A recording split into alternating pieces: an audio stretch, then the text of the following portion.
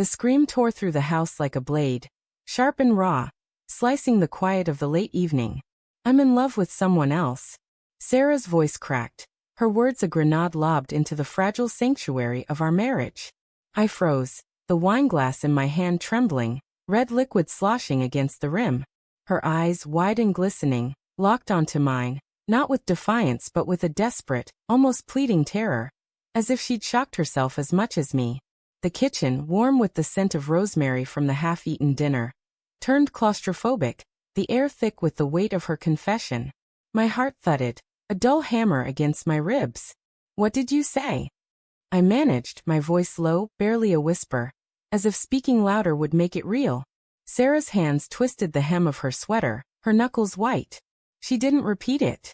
Instead, she turned and fled, her footsteps pounding up the stairs, leaving me rooted to the tile floor, the glass slipping from my fingers to shatter in a crimson spray. The sound was deafening, yet it couldn't drown out the echo of her words. I don't know how long I stood there, staring at the shards glinting under the fluorescent light. My mind raced, replaying the past months, her late nights at the office, the way her phone was always face down, the fleeting moments when her laughter seemed forced, like a mask slipping. Had I missed the signs? Or had I chosen not to see them, clinging to the comfort of routine? Our 10 years together felt like a house of cards, teetering on the edge of collapse. I climbed the stairs, each step heavier than the last, the hallway stretching endlessly before our bedroom door. I expected to find her packing, or worse, gone. Instead, she sat on the edge of our bed, her face buried in her hands, shoulders shaking with silent sobs.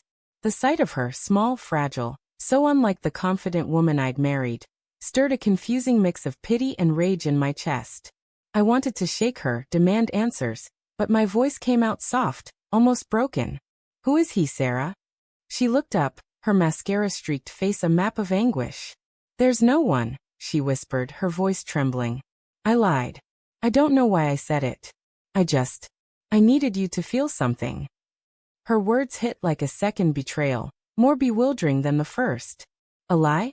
My knees buckled, and I sank onto the bed beside her, the mattress creaking under our shared weight. The room smelled faintly of her lavender perfume, a scent that once comforted me, but now felt like a stranger's. "Feel something?" I echoed, my throat tight. "You think I don't feel anything? Every day, I'm here, trying to keep us together while you—" I stopped, unsure what I even meant. While she what? Drifted? Change? I thought of the mornings we'd spent tangled in these sheets, laughing over coffee, planning a future that now seemed like a cruel mirage. "Why would you say that if it's not true?" Her eyes darted away, fixing on the framed photo on our nightstand. Us at the beach, her head on my shoulder, the sunset painting the sky in hues of fire. "I don't know," she said, her voice barely audible. "I'm scared, Tom. Scared we're losing each other. You're always working, and I'm fading here. I thought if I hurt you, you'd fight for me." Her words twisted in my gut, a knife of guilt and confusion. Was this my fault? Had I been so buried in deadlines and spreadsheets that I'd let her slip away? I reached for her hand, but she pulled back, curling into herself. The gesture stung, a silent accusation. "You could have talked to me," I said, my voice hardening. "Instead, you scream something like that? You break us for attention." "I didn't mean to break anything," she cried, her voice rising. "I just wanted you to see me." She stood, pacing the room, her shadow flickering against the wall like a trapped bird. "I'm sorry, okay? I didn't mean it. There's no one else. There's never been anyone else." Her desperation was palpable, but doubt not at me. If she could lie so convincingly once, what else had she hidden? The next days were a haze of strained silences and half-hearted apologies. I couldn't look at her without hearing her scream, without wondering if the lie was the truth, and this was the cover. At night, I lay awake, her steady breathing beside me a cruel contrast to the storm in my head. I started noticing things. Her phone buzzing at odd hours, the way she'd jump when I entered a room, the faint scent of unfamiliar cologne on her coat. Each was a pinprick, easily explained away, but together they formed a mosaic of suspicion. One evening, I found her journal tucked under a pile of laundry. My hands shook as I opened it, guilt warring with need. The pages were filled with her looping script, raw and unfiltered. I feel like a ghost in my own life, she'd written.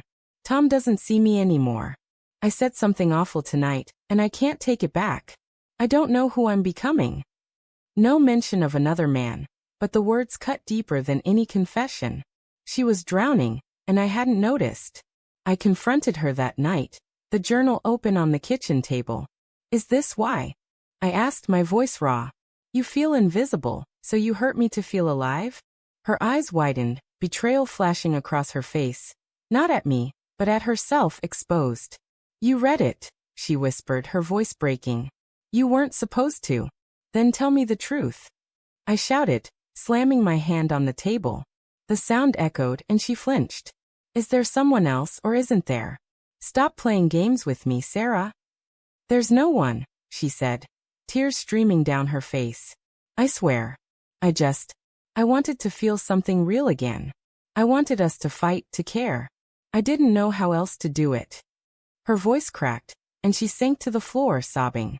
I wanted to believe her, to scoop her up and erase the past week, but the doubt lingered, a poison seeping into every memory.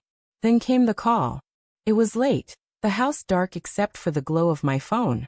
An unfamiliar number, a man's voice hesitant. Is this Tom? I need to talk to you about Sarah. My blood ran cold.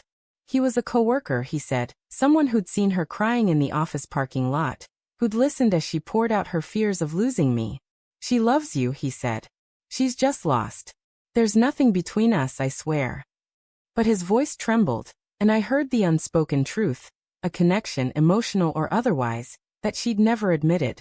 I hung up, my hands shaking. Sarah stood in the doorway, her face pale, as if she'd heard every word. Tom, she whispered, stepping toward me.